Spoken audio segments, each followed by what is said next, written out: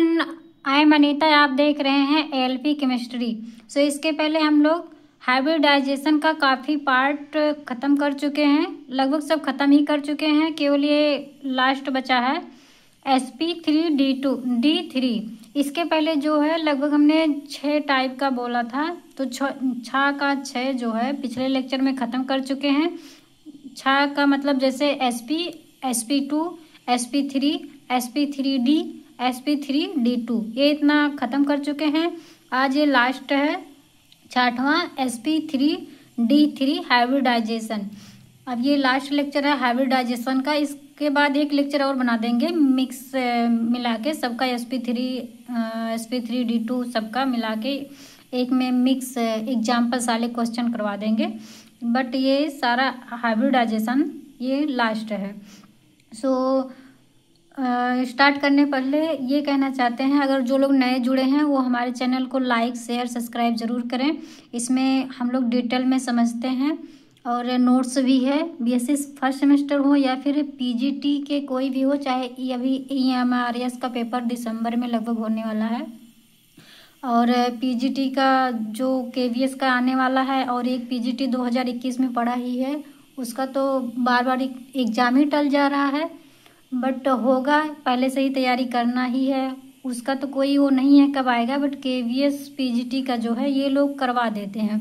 तो इसका जब आएगा KVS पीजीटी का लगभग दिसंबर तक में भी आ जाए, नोटिफिकेशन आ जाएगा। तो KVS पीजीटी और EMRS एकलव्य जिसे बोलते हैं, एकलव्य मॉडल रेजिडेंशियल स्कूल, तो इसका जो है इसका तो डेट भी आ गया है। तो उसमें अगर जिस बच्चे ने केमिस्ट्री से डाला है पीजीटी तो उसके लिए बहुत ही बेनिफिट होने वाला है। तो ये सारा लेक्चर हम हाइब्रिडाइजेशन का ख़त्म कर चुके हैं।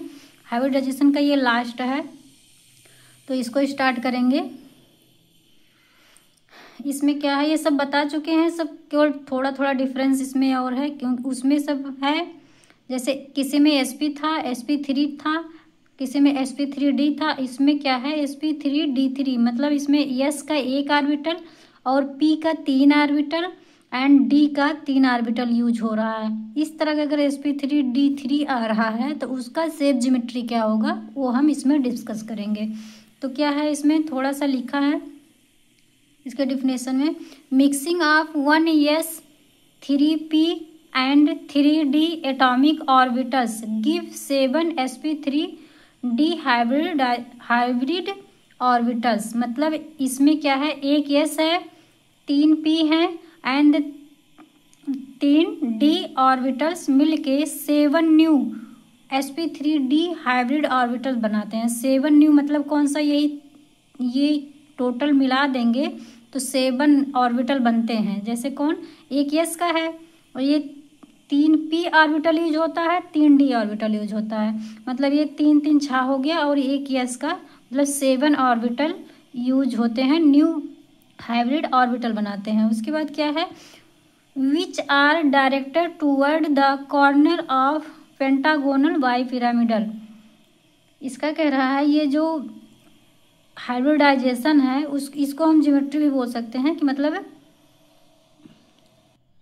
sp3d3 जो है उसमें कितने कॉर्नर यूज होते हैं, तो 5 कॉर्नर यूज होते हैं और 2 ये जो बाई पिरामिडल वो बोल रहा है, मतलब 5 कॉर्नर यूज होंगे। बाकी 2 बाई पिरामिडल जैसे वो पीछे भी बता चुके हैं, आया था sp3d में, तो उसका आता है TBP ट्राइगोनल बाई पिरामिडल। तो उसमें क्या होता था, 3 रहते थे, एंगल बनते थे और उसका 120 बनता था।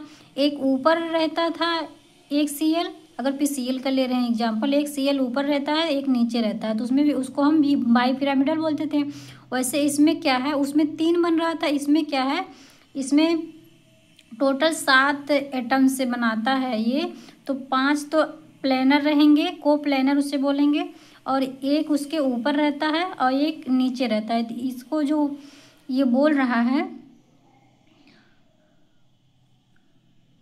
बाई पिरामिडल, तो इसका मतलब यही है कि मतलब एक ऊपर है पेंटागोनल जो को प्लेनर रहेगा, उसमें एक ऊपर रहेगा और एक नीचे रहेगा, जैसे कि अभी आगे दिखाते हैं, सॉल्व करके हम लोग देखेंगे। फिर क्या है, these are not equivalent hybrid orbitals. तो इसमें क्या होता है, इसका शेप ज्योमेट्री कैसे बनाएंगे, इसका एक एग्जांपल लिए हैं IF7। तो इसमें पहले इसका हम आई जो है इसका लास्ट कॉन्फ़िगरेशन करते हैं। एटॉमिक नंबर कितना रहता है 53। आयोडीन है, ये आयोडीन का लास्ट जब करेंगे तो ये लास्ट आता है 5H2 and 5P5।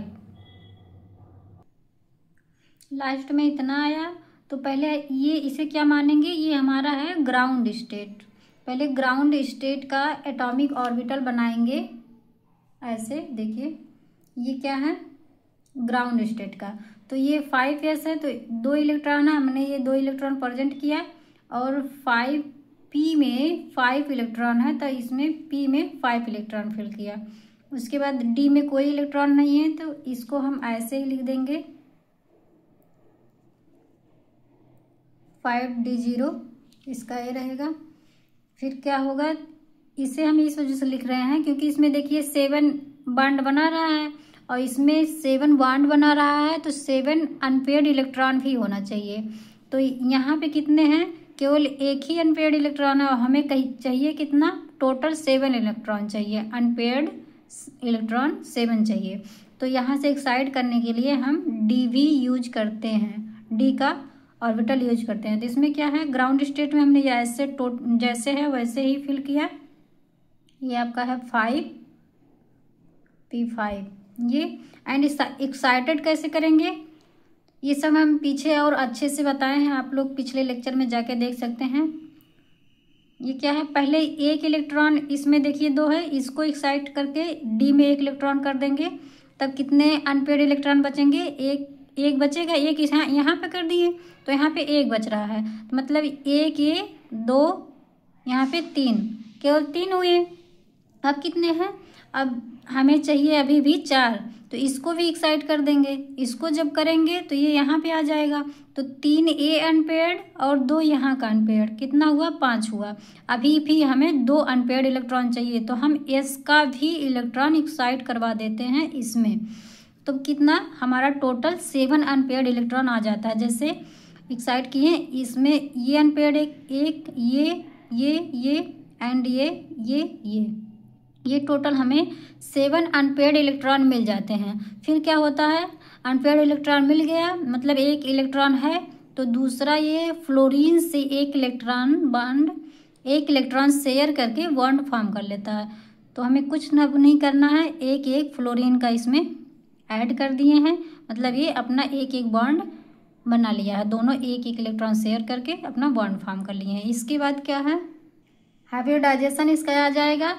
1 S use हो रहा है तो हमने ये 1 S लिखा, 3 P यूज हो रहे हैं तो 3 P लिखें, और 3 D भी यूज हो रहा है तो 3 D रहेगा। तो टोटल मिलके क्या आ जाएगा, यही हाइब्रिडाइजेशन हो जाता है हमारा sp3d3। ये हो गया हाइब्रिडाइजेशन। आ गया हमारा हाइब्रिडाइजेशन sp3d3। अब किसी भी मॉलिक्यूल का अगर हाइब्रिडाइजेशन निकालें और आ गया sp3d3 तो उसका ज्योमेट्री क्या होगा, हर जगह पेंटागोनल बाईपिरामिडल। वो बनता कैसे है तो आप देख लीजिए इस तरह से। वहाँ पे अभी हम बोल रहे थे जिसे पेंटागोनल मतलब ये देखिए 5 फ्लोरीन, ये 2 3 4 5, ये कोप्लेनर है, एक प्लेन में है, कोप्लेनर है। एंड ये बना रहे हैं 5 कार्नर, 5 फ्लोरीन मिलके बना रहे हैं। एंड ये जो है 2 फ्लोरीन बचते हैं तो ये एक ऊपर रहता है, ऐसे ऊपर, जैसे ये जान लीजिए ये कोप्लेनर में है, ये प्लेन बना है, ये फ्लोरीन इसके ऊपर रहता है, ऐसे एक फ्लोरीन ऊपर है और दूसरा फ्लोरीन, जैसे यहाँ पे एक ऊपर लगा रहे हैं, इसके नीचे दूसरा फ्लोरीन रहता है। तो ये हमारा 3D में अच्छे से दिखता है। तो ये मतलब इसे ये वो बोल सकते हैं ये नॉन प्लेनर है, तो हम इसे 3D में ही देख सकते हैं अच्छे से। और इसका एटॉमिक मॉडल हम पिछले लेक्चर में अच्छे से दिखा के बताए हैं, आप लोग वहाँ जाके देख लीजिए अगर जिसको नहीं समझ में आ रहा। ऐसे तो अच्छे से बता ही रहे हैं, समझ हमें आ गया होगा, आई होप समझ रहे होंगे। सो ये क्या हो गया हमारा पेंटागोनल बाईपिरामिडल। यदि अब यहाँ पे शेप पूछ लिया जाए, शेप क्या है, ये पीजीटी में जरूर पूछता है। तो इसमें क्या होता है, शेप में क्या होता है, ज्योमेट्री जो निकाला गया है उसमें जो बॉन्ड केवल फॉर्म हुआ है, लोन पेयर को छोड़ दें, लोन पेयर को अलावा अगर जो बॉन्ड पेयर बच रहा है उसको ऐड करके जो स्ट्रक्चर दिखेगा उसे हम शेप बोलेंगे। तो इसमें क्या है, इसमें तो 7 इलेक्ट्रॉन थे और ये 7 बॉन्ड भी फॉर्म कर लिया। देखिए 3 6 7 मतलब 7 बॉन्ड हैं और इसके पास आयोडीन के पास 7 इलेक्ट्रॉन भी था, 7 बॉन्ड फॉर्म कर लिया तो इसके पास लोन पेयर बचा ही नहीं है। जब लोन पेयर बचा नहीं है तो उसको निकालेंगे ही नहीं, तो जो शेप दिख रहा है, जो स्ट्रक्चर ये दिख रहा है उसी को हम शेप बोल देंगे। तो ये कौन सा स्ट्रक्चर है, इस तरह के जो स्ट्रक्चर रहते हैं उसे हम पेंटागोनल बाईपिरामिडल बोलते हैं। तो मतलब इसका जो शेप है वो भी पेंटागोनल बाईपिरामिडल हो जाएगा। तो इस तरह से लिख सकते हैं हम, नो लोन पेयर मतलब लोन पेयर नहीं है, देन शेप, लोन पेयर नहीं है तब शेप क्या हो जाएगा, पेंटागोनल बाईपिरामिडल। ठीक, ये हो गया। अब इसमें हम एक क्वेश्चन लाए हैं जो कि नीट का है। इसमें देखिए इस टाइप का क्वेश्चन अब थोड़े टफ बनने लगे हैं। आप लोग चाहें तो प्रैक्टिस के लिए, चाहे नहीं प्रैक्टिस करना ही है आप लोग को, शिल्पी से करिए। शिल्पी में बहुत टफ सारे क्वेश्चन नहीं है, लेकिन अगर स्टार्टिंग है तो आप शिल्पी से स्टार्ट करिए, उसमें इजी इजी क्वेश्चन रहते हैं। उसको ये मत समझ लीजिएगा कि ऐसे ही आएगा, आप क्वेश्चन टफ आने लगे हैं तो उसको सॉल्व करिए। स्टार्टिंग है तो उसको सॉल्व करेंगे, प्रैक्टिस बनेगा थोड़ा सा और उसमें नॉलेज बढ़ेगा, ये पता चलेगा क्वेश्चन किस टाइप से आते हैं। उसमें आएंगे तो जरूर उसमें से आएंगे, लेकिन वही चीज़ ना थोड़ा सा अभी टफ बना देता है। अब कंपटीशन ज़्यादा हो गया इस वजह से थोड़ा टफ बना देता है। तो उसमें से देखिए प्रैक्टिस करिए, उसके बाद उससे भी और हार्ड क्वेश्चन सॉल्व करिए। जैसे ये क्वेश्चन जो लिए हैं ये नीट का है। इसमें देखिए क्या कह रहा है, इसमें कह रहा है the identify the incorrect statement related to PCl5 from the following। मतलब ये कह रहा है इसमें से जो ये 4 ऑप्शन दिया गया है इसमें से PCl5 के बारे में कौन सा ये गलत है। इनकरेक्ट स्टेटमेंट मतलब इसमें से गलत स्टेटमेंट चुनना है PCl5 का। PCl5 को हम अच्छे से बता चुके हैं पीछे, अभी इसी के बारे में दिया गया है, ये पूछ रहा है कि इसमें कौन सा गलत है। तो हम फर्स्ट देखते हैं। देखिए इसमें कह रहा है 2 axial PCl bond make an angle of 180 degree with each other. इसमें क्या कह रहा है, एक्सियल का, केवल एक्सियल का ही डिनोट किया है मतलब उसको चिन्हित किया है। मतलब क्या कह रहा है, 2 एक्सियल मतलब उसमें 2 एक्सियल बांड जो रहते हैं PCl के, वो बांड 180 एंगल दोनों मिला के बनाते हैं। तो आपको पता ही है, अगर स्ट्रक्चर पता है, स्ट्रक्चर इस तरह से रहता है। देखिए ये किसका पूछ रहा है, PCl5 का। तो P हमारा ऐसे रहेगा और ट्राइगोनल बाईपिरामिडल बनता है, Cl एंड Cl, ये एक ही। ये इसका पहले तो इसका हमें ज्योमेट्री पता होना चाहिए, ज्योमेट्री क्या होता है, तभी हम जान पाएंगे कि इसमें ये गलत है या सही है। तो ये बोल रहा है 2 एक्सियल। देखिए ये दोनों बांड है ऊपर की तरफ ऊपर रहते हैं उसे हम एक्सियल बोलते हैं, और जो ये कोप्लेनर हैं, कोप्लेनर इस वजह से कहा जा रहा है कि ये एग्जैक्टली प्लेनर नहीं है। ये आपस में तो प्लेनर हैं लेकिन इसके वजह से प्लेनर नहीं रहते, बट ये तीनों हैं तो इस वजह से हम कोप्लेनर इसको बोल रहे हैं। ये साथ में हैं बट ये नहीं है इसके प्लेन में। इस तरह से इसको हम बोलेंगे, ये ऊपर वाले बांड को एक्सियल, एंड जो ये इस तरह से बांड हैं सारे इसे बोलेंगे इक्वेटोरियल। अभी जैसे पेंटागोनल बाईपिरामिडल में भी ये सब बांड जो है, देखिए ये जो बांड ऊपर और एक नीचे रहता है इसे हम एक्सियल बांड बोलते हैं, एंड ये जो है 5 ये इक्वेटोरियल है।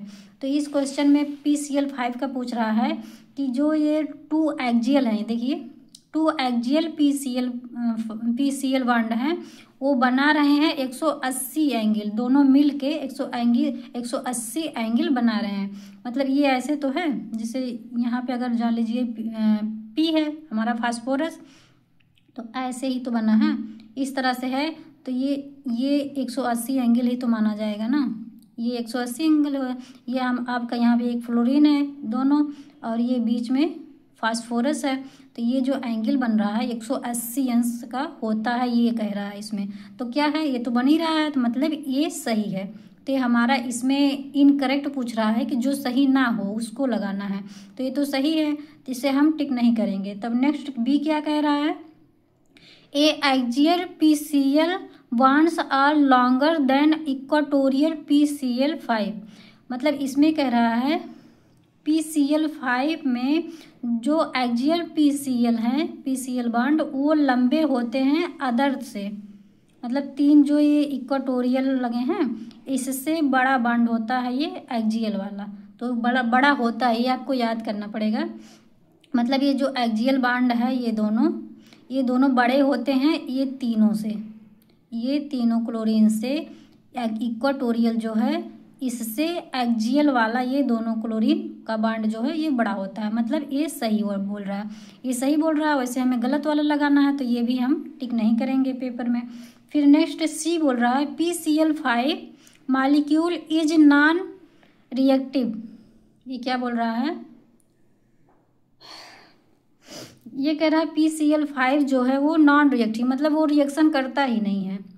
लेकिन ऐसा तो होता नहीं है, PCl5 कई रिएक्शन देते हैं, जैसे वाटर के साथ दिया, वाटर के साथ रिएक्शन करके वो HCl बनाता है, हाइड्रोक्लोरिक एसिड बनाता है, और एल्कोहल से भी करता है, उसमें भी HCl एंड PuCl3 बनाता है। तो ये रिएक्शन करता है, PCl5 जो है ये रिएक्शन करता है, बट इसमें क्या दिया कि ये PCl5 मॉलिक्यूल जो है वो रिएक्शन नहीं करता है। तो मतलब इसमें यही पूछा है कि इनकरेक्ट बताना है, मतलब जो गलत है उसको टिक करिए। तो गलत यही हमारा मिल रहा, कौन, सी। तो हम इसे बोल देंगे सी हमारा सही आंसर। अगर बोलें कि आंसर इसमें का कौन सा है, तो सी ऑप्शन सही है। सही मतलब इस क्वेश्चन के अकॉर्डिंग सही है। इसमें पूछ रहा है इनकरेक्ट लगाना है, तो इनकरेक्ट हमारा सी है, तो ये इसमें आंसर सी रहेगा। जबकि इसमें हमारा है कि ये रिएक्शन करता है PCl5, लेकिन इसमें क्या है, ये कह रहा नहीं करता, और इसमें इनकरेक्ट मतलब निगेटिव है, निगेटिव निगेटिव दोनों संबंधी भैया ना। तो ये हो गया हमारा सी ऑप्शन सही हो गया। ये डी वाला भी देख लेते हैं। 3 equatorial PCl bond make an angle.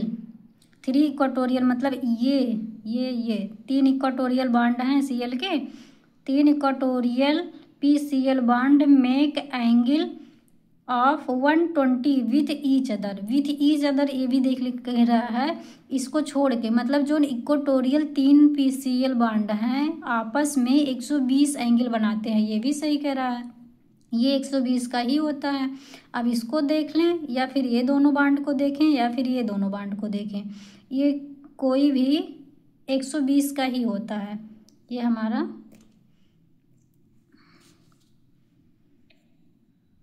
120 angle का ही